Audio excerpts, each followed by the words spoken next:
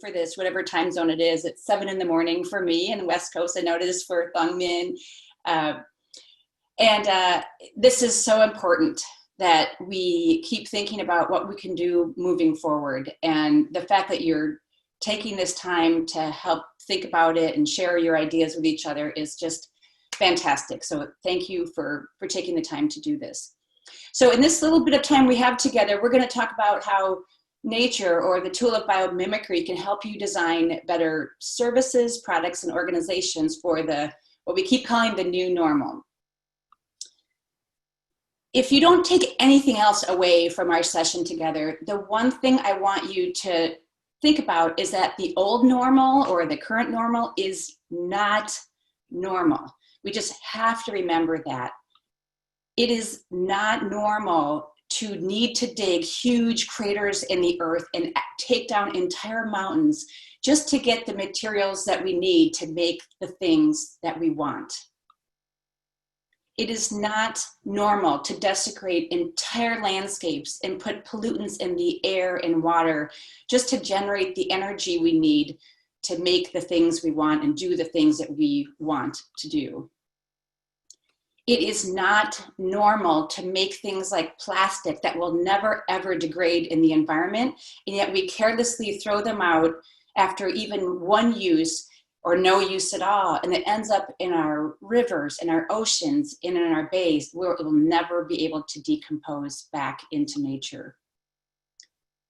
It is not normal to rely on manufacturing processes that are so toxic that we can kill ourselves as well as the environment around the factory. And it is not normal to do all these things so that we can generate cities and products and cities and cars and buses and noise and pollution where we live here and we're disconnected from ourselves, we're disconnected from each other, we're disconnected from nature. And it's not normal for this to be the goal of all this stuff that we do. And it is not normal to have resource needs that takes you far beyond your own borders into other countries, thus leading to constant conflict and war and refugees. That is absolutely not normal. And it is not normal for this to be the goal in the most affluent places in the world, to raise children to be consumers, where they'd rather play with mechanical, electrical devices indoors than play with each other outdoors. And it is not normal for our key economic indicators to go up when infection rates and death rates are also going up.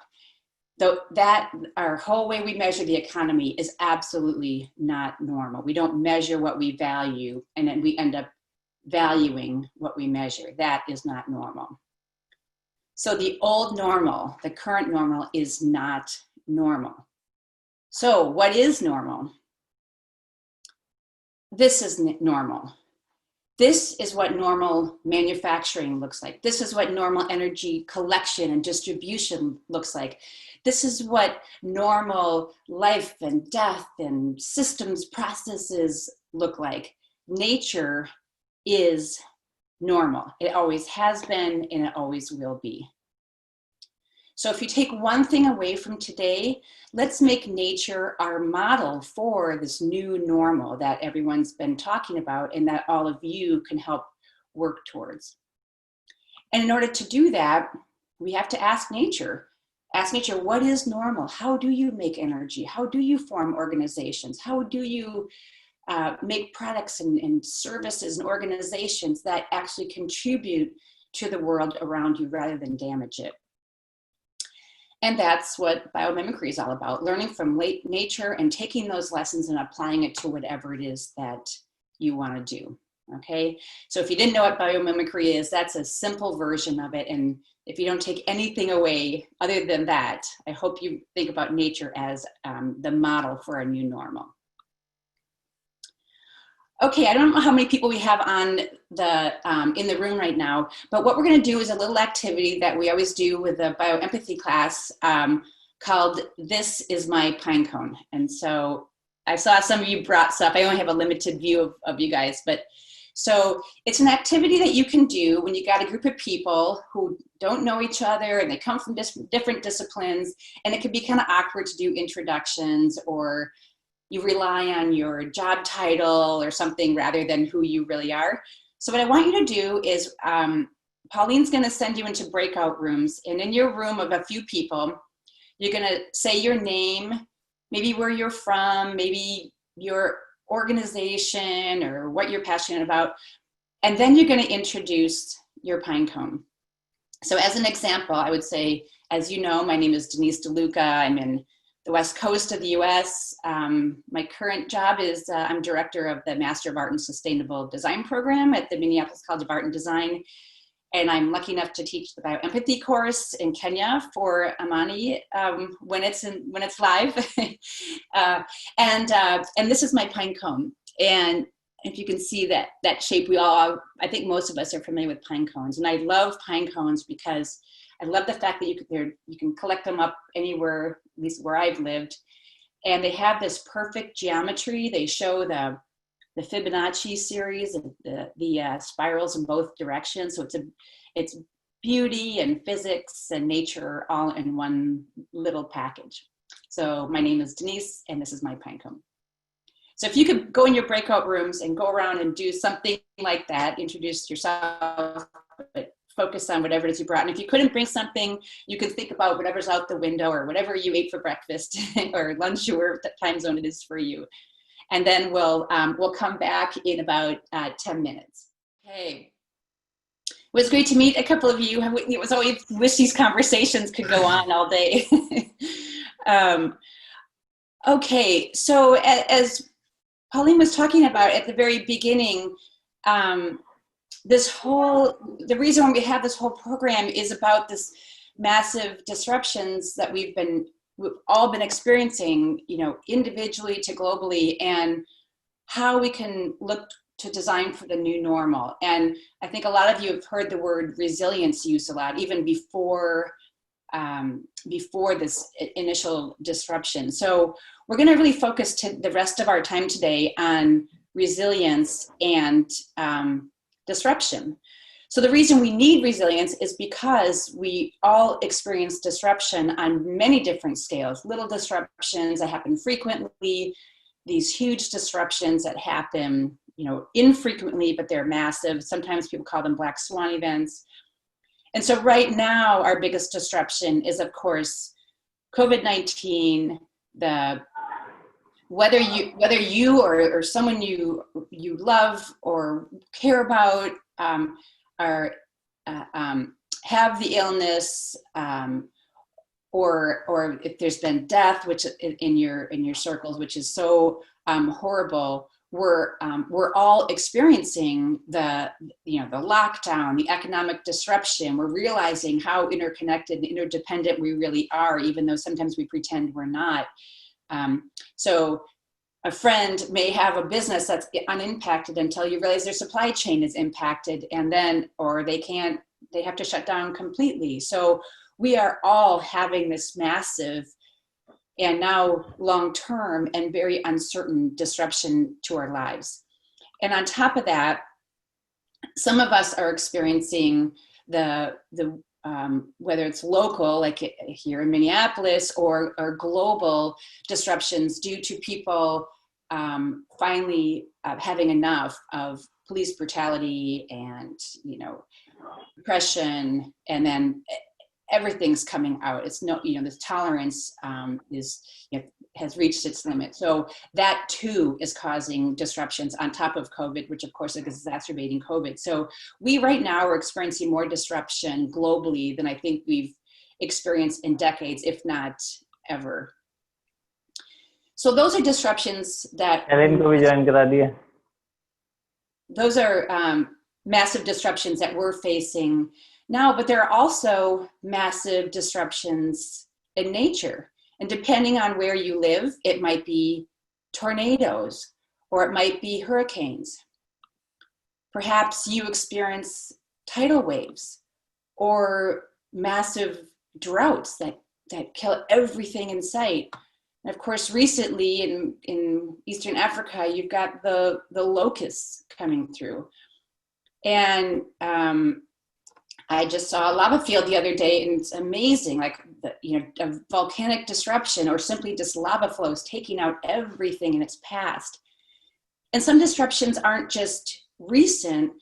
Over the life of the Earth, we've had many ice ages where a good portion of the places that we live have been covered with ice and snow.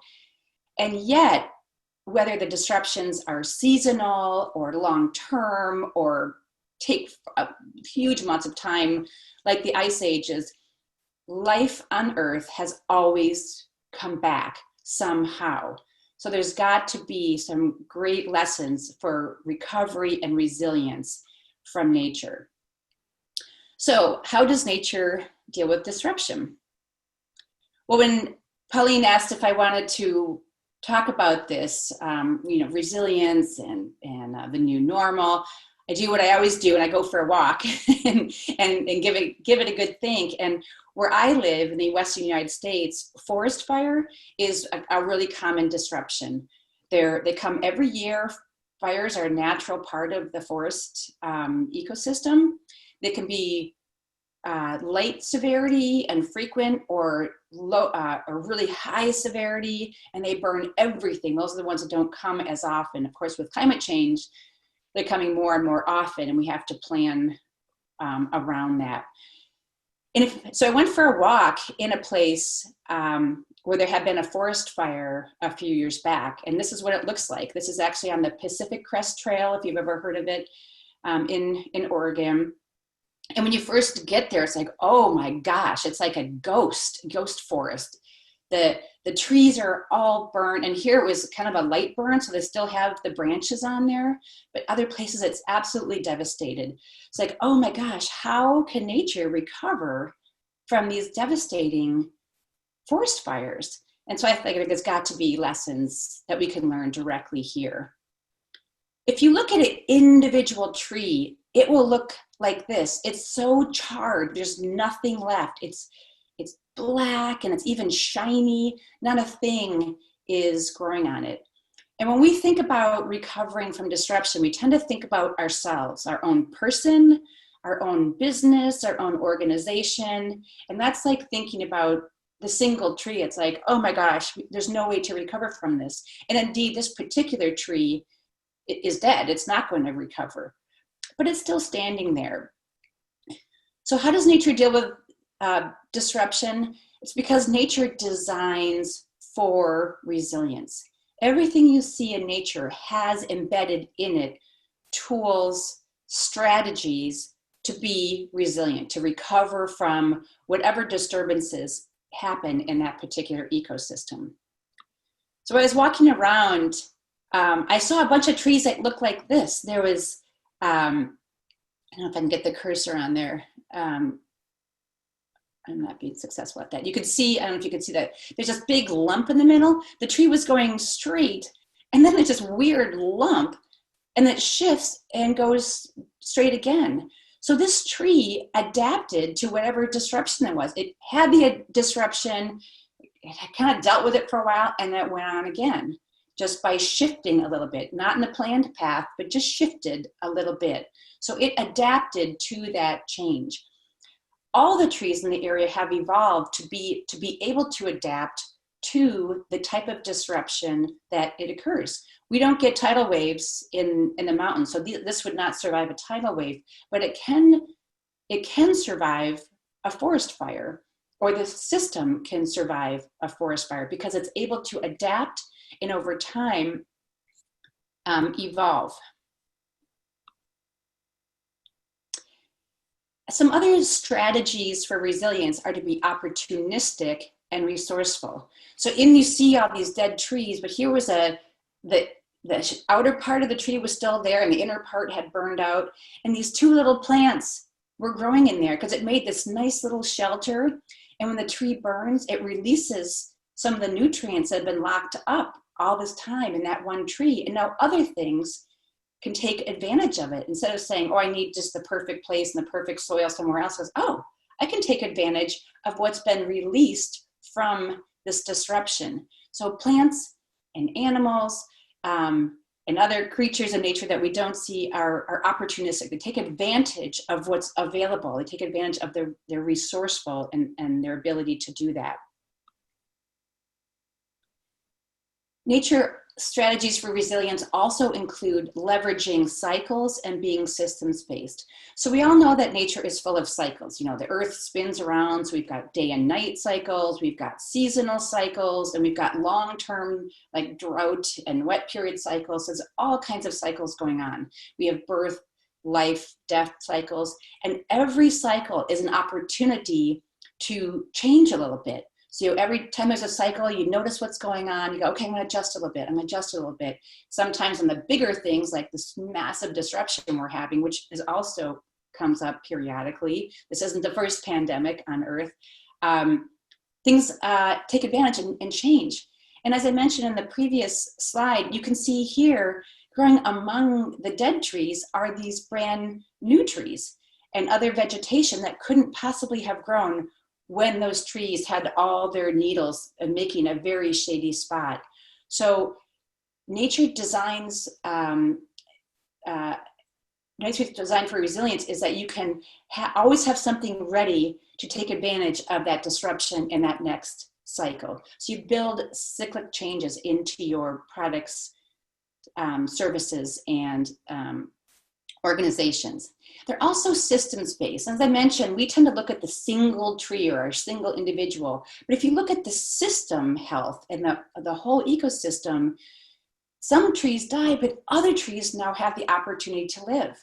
In this particular system, these trees only live about 100 years. So if you get a massive forest fire every 100 years, that's great because it clears out the dead and dying trees and makes opportunities for new ones, but that works on a systems level, not on an individual level. I love this picture.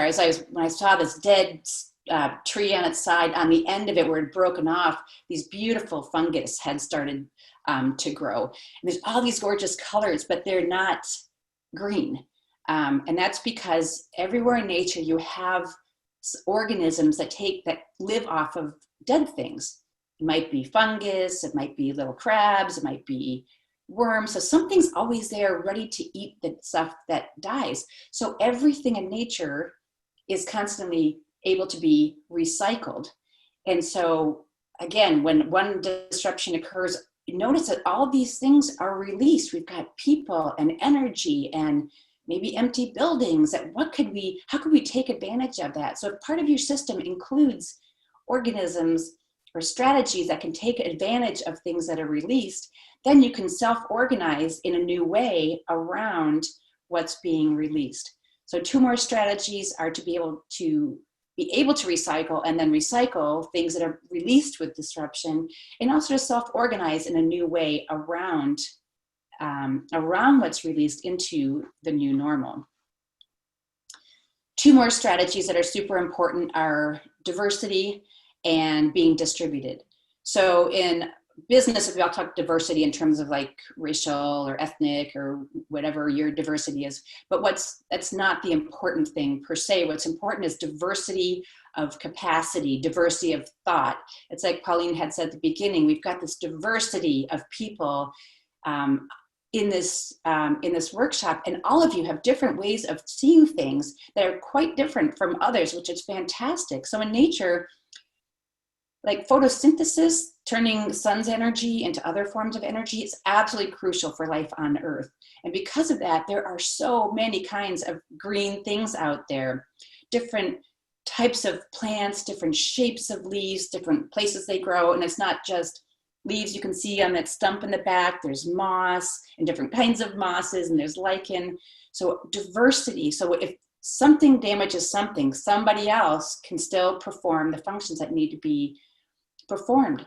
And along with the diversity, you want it distributed. If something really important is all in one place and that place gets damaged, like say in a tidal wave, then you're in trouble. But if you've got these functions being performed all over the place, then you can always, somebody somewhere can always perform the functions that need to be performed. And 2 more I want to share with you today are being synergistic and multifunctional. So I left that burned out area and I got into the regular forest that had not been burned recently. I saw all these trees had this massive amounts of moss on it. And it's not just one moss, there are several mosses, and they're thick like this. And I touched them thinking they'd be all wet, but they were actually really dry. I started thinking about, wow, so this moss can, what it does for the tree is that as it rains, it can suck up tons of water. And when it has that water in there, it can do whatever it does, and it releases what it needs to. And what it releases is water and nutrients for the tree and everything below the tree, but long after the rain has fallen. So it slows down the rain, releases along with nutrients, so it helps feed the tree. It helps make this little microclimate for other critters that can all live together on this tree.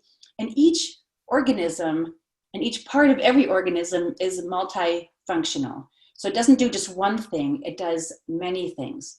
And if within your product or service and organization, each part of it can do many different things, then if there's a disruption, you could shift and go, okay, well, we're not going to do it this way anymore, but we can still do other functions, because we can do more than one thing. So you cooperate with others in your system, and each thing in it is multifunctional. Okay, so just to recap, how does nature deal with disruption? It does so because nature is designed for resilience, okay? And I gave you a bunch of different strategies, and there's more than those, and of course it looks different in every ecosystem. So what we're gonna do for the next half an hour or so is an activity we call What Would Nature Do? And that's kind of the core of biomimicry. Whatever it is that you want to do with your product, service, organization, or yourself, and you have a challenge, you say, well, what would nature do? And so remember at the beginning, I said, let's make nature our model for the new normal. So as you think about your situation, yourself, or whatever product, service, or organization that you're in, or you're going to be working towards, think about how you can use nature's models for resilience to help create this resilient new normal. So what I'm going to have you do is you're going to, Pauline will invite you to a breakout room, and you're going to take these strategies, and here's a summary of the ones I just looked at. And as in this picture, you're going to look beyond the single charred tree to how to design a new normal that is resilient and able to not just survive disruption, but maybe take advantage of it. And when you're in the breakout room, what I want you to do is two things. I want you to spend about 10 minutes thinking about how you may have seen these different strategies used in nature. I told you some strategies I saw on a walk in a burned out forest in the Pacific Northwest. So think about how you have seen these strategies for resilience somewhere in places that you have been in nature, and start thinking about how they work, why they were there, what they might look like. And then I want you to come up with ideas how you might use these strategies to design for the new normal in whatever situation that you're in, okay? And I'd spend about, say, 15 minutes on that. And we'll maybe pester you after like 10 minutes or so to say, okay, you might want to move on from your discussion part to ideating. And if those two start to blend together, no problem. Like if you come up with I've seen this strategy in nature, we can use it this way, that's totally fine too. So you've got like 25 minutes or so. And what I'd like you to do is, when you get in your room, you can all take notes. We asked you to bring a notebook. But if you can maybe assign one of you to be like the official note taker, whether you take notes or you draw, if that's easier for you. And then that person will share out some things that came up. It doesn't necessarily have to be a design, but just what emerged from your discussion that you might want to share. Okay, so those are the instructions, but what I'm gonna do is leave this slide up. And Pauline, they can see this slide during the discussion? I actually wanted to, I will copy out the instruction in the questions on the chat, because then they can see everything, and then we can leave this one up. Okay, sounds good. Yeah. Okay, so you guys go enjoy your discussion and ideation, and then in about 25 minutes or so, we'll come back and see what emerged.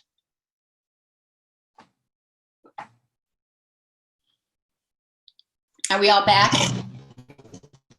Yes, we are. Okay, so hopefully you guys get a chance to think about how you've seen all these different nature strategies in places where you live or where you visited, what it looks like, what adaptation and evolution looks like, or what being opportunistic and resourceful looks like. And then you got to ideate and how you might use these strategies for whatever it is that you're trying to do. So what I'd like to do is, I think we've got 9 different rooms. If one person, whoever was elected the note taker, one person in each room can share, say, like one highlight, not necessarily everything you talked about or all the ideas you came up with, but one thing that you go, wow, I wouldn't have thought of that had I not looked at these strategies. And so we can go around the different rooms and just take 1 minute or so to share something that emerged for you. And Pauline, you want to help us go through the rooms? Yes, yes. I think we can make it. There is a very proactive group. I see a hand up, Anna Paula. Anna Paula, yes. Right. So we have a very resourceful chat, but one thing that emerged was that each member of nature trusts that they have a function. So even if they are multifunction and they have a function, maybe sometimes one of their functions are interrupted, but it trusts each other and let it go. So it will also practice another function that is useful for the whole system. And so it brings up the issue of self-confidence and also the issue of confidence in our pairs, in each other. So here I have a question for Denise. How can we see that nature built that trust on each other? You know, like it seems that they trust each other member of the whole. So they know it will, Yeah, that's a really wonderful observation. And it's, so there's a set of what we call like nature's principles that trust is one of them. And it's like, what do you mean trust in nature? Because things eat each other. That can't be trust. But it's exactly as you described, that it's so embedded that you don't see it. So there's a lack of distrust. So every organism trusts that the sun will come up in the morning. Every organism, you know, if you're the worm, you trust that the bird will eat some of the worms. You trust that things will do what they are intended to do. And there may be, like you said, many different functions. So that, because everything does what is intended to do, you know, birds do what they do, and a zebra does what a zebra does, and the giraffe will always know that the zebra will always do certain things in certain situations and can depend on that. And so whatever their relationship is, there is always this trust that things will operate as they are intended to do. So that's a really great observation. And if when you have, we have trust in our systems, and one example might be traffic. Like, you don't have a chance to talk to the person in the car next to you, but you trust that they will stay in their lane. You trust they will follow the rules. And if everyone does that, then you don't need leadership. You can all do whatever you want to do without having to coordinate with each other, because there's this fundamental trust. It's not necessarily trust when we think of it like, oh, you're going to steal my, you know, phone. It's more, I understand how you work. I understand how the system works, and it will always work that way. And that gives me the freedom to work within that knowledge. Yeah, thanks for like we trust that we're gonna have food in the morning, so we can go for breakfast. We trust that somebody's going to make our clothes, but we don't have conscious that that is based on trust. Yes. Yep. We are interdependent so yeah. So yeah, we trust that we are lacking our Yep. Mm-hmm. Thank you. That was great. Great. Who wants to do another one?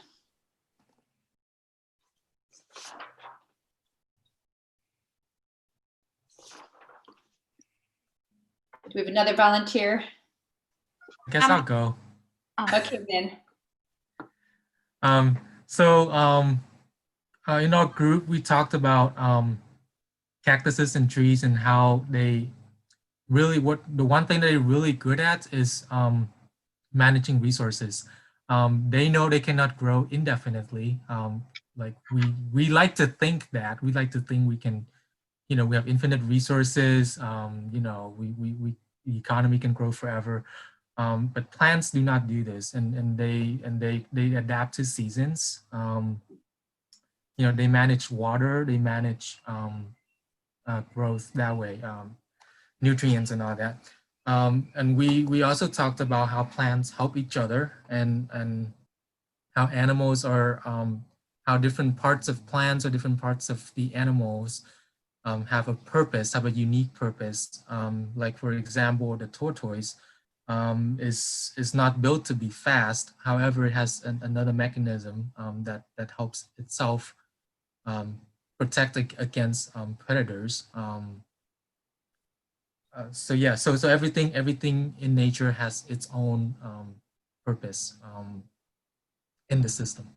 Yeah, that's awesome. And that kind of ties in with what Anna was saying about everything has a function and more than one function. So when there's a disruption, the function can shift and something always can perform that function. And I love that idea that not just managing resources and using resources within the limits that are available, but knowing that those resources may change day to day or by season. There might be a wet and a dry season, so you don't grow as if there's always water and that there's endless amount of water. You grow accordingly so you can manage, you can live with the changes in resources available. And one way to do that is to rely on each other and have that diversity. Like you said, the tortoise is really different than another creature. And we need that diversity to have, to provide all those functions.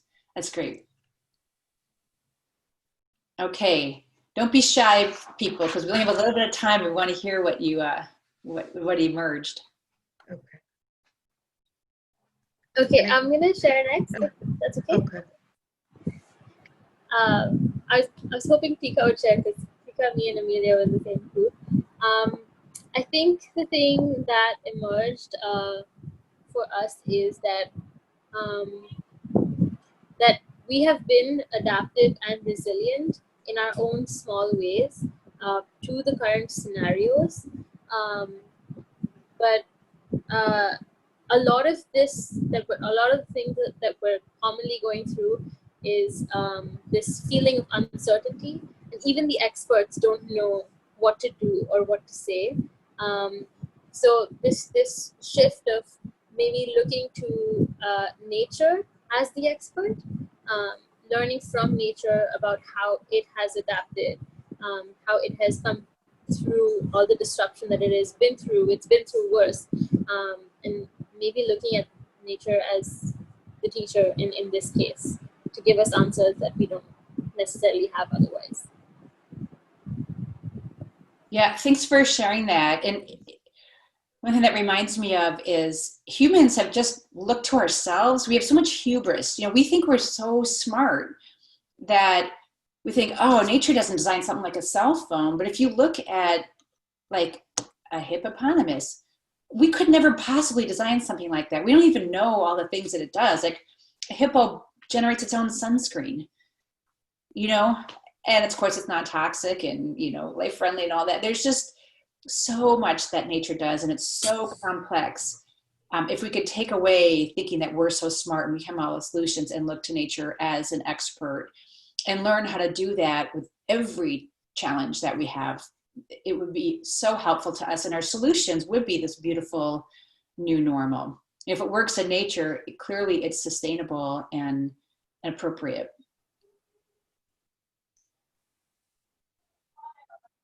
Thanks for that. I'd love to share something if I can. I was in a group with Denise and Julia, and we had a lovely conversation about how some corals managed to kind of stay resilient throughout disasters, and when they recuperate, it happens as a system, as opposed to just being as opposed to happening individually. And I think that correlates really well to Denise's systems example. And she pointed out that you know, it didn't take just that one coral, but it took an entire system. It took an ecosystem to bounce back in coordination. So I think that was a lovely observation she made from an example we discussed. And I think we can all learn a lot from that as well. So thank you for that, Denise. Yeah, well, thanks for sharing that example. It was really neat. I mean, just like every time I share with, you know, people like you, I'm like, oh, that's a great idea. I think I learned so much. And this idea that, like with the new normal, the individual thing may not be able to make it by itself, but if the system wants it to survive, the system should help it just get past that bit, and then it can thrive on its own and then feed back to the system. And I think we also talked about maybe we don't want certain things to survive. Maybe after the disruption, we say, you know what, we're not going to help you get back on your feet because we don't really want you. You were not helpful, or that model doesn't work anymore. So we can use disruption to let some species, you know, go and then help the ones that we really want to survive. Okay, let's do at least one more. Yeah, hi, Joanne here. Yeah, so we've had a lot of discussions and all that, but I think I would talk about the recycling and self-organizing.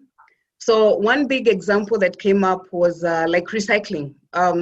There was an example of worms in the compost, right? They help make manure, can I say that? Yeah. And then at the end of the day, this is used to put in plants, this is used to, there's another advantage to it. It's not just the worms that are useless or anything like that, or food for the birds. So at the end of the day, the recycling. So organizations always need to try and find ways to recycle whatever they've tried to use, and use it to organize themselves, reorganize themselves, and see how to manage in the new situation or the new normal. Mm-hmm. Yeah.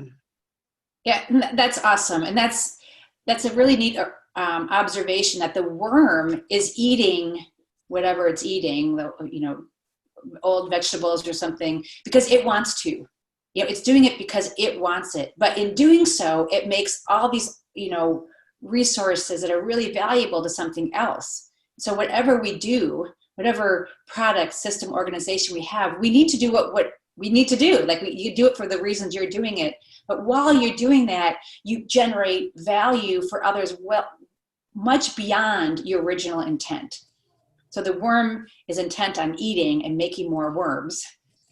But in the process, it's making compost that makes fertilizer for other plants, and it helps the system beyond just in the process of doing what it's going to do anyhow.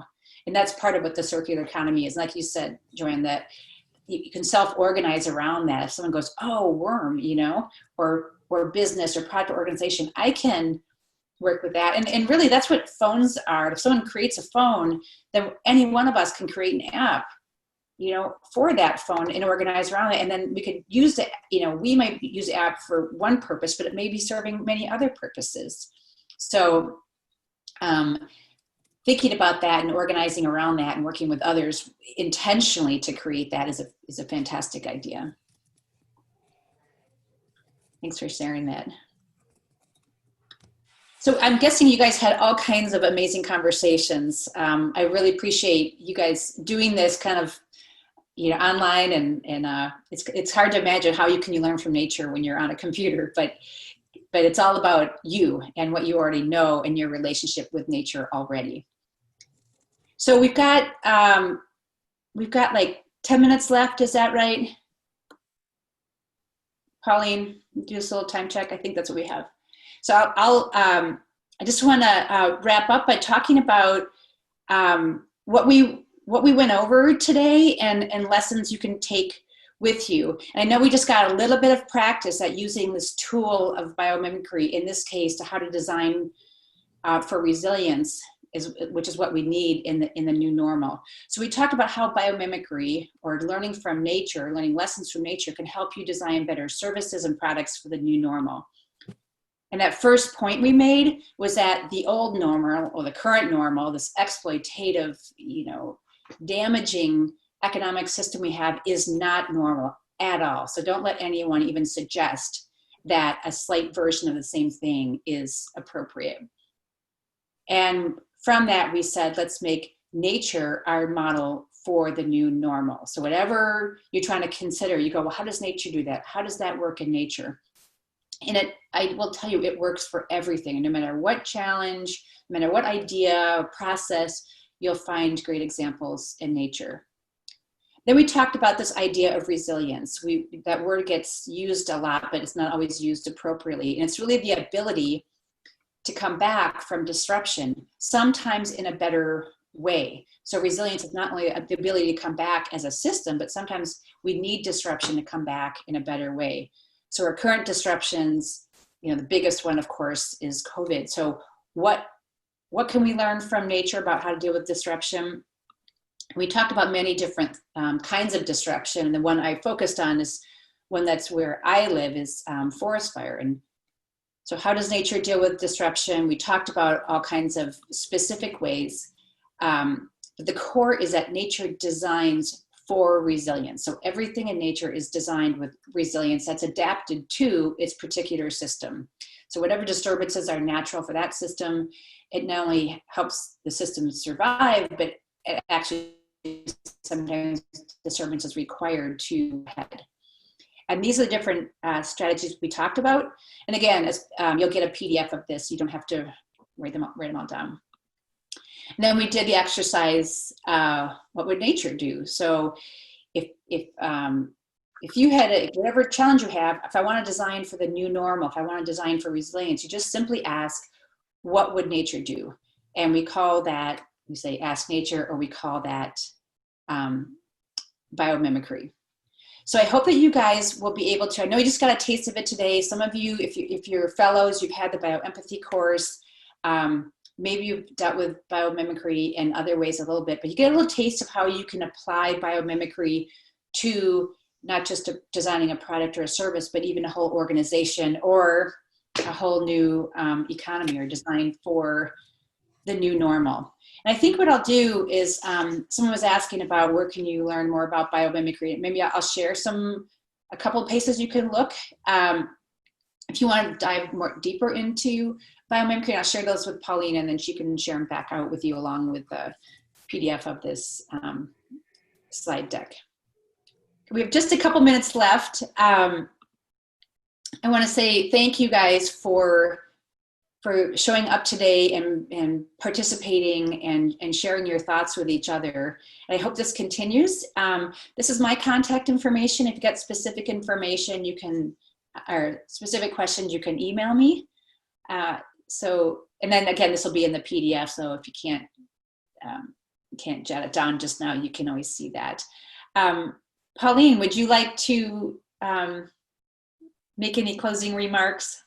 Yes, I would. But before I do that, Saranya, I think, had requested to make a final point around resilience. Oh, great. Okay. Thank you, Yes, Pauline. go ahead. I did want to talk about the current situation of COVID, and the fact that I think Anna Paula, she beautifully brought out the factor of trust, and the immediate future that we have demands that we trust that our bodies, the human being, the body, is built to fight infections. And we are built for resilience. It's just that other organisms do it without their knowledge, instinctively or biologically programmed to do so. But human beings are the ones who try to learn and unlearn and relearn, look at other examples, and we use our mind to mess up with everything else that's happening in our body as well. So that aspect of trust is important here for our immediate future in order to sustain ourselves. The other aspect is, while some of us, obviously in some cultures or some geographies, we have a very different kind of lifestyle where we are not very exposed to antigens. By antigens, I mean different types of pathogens.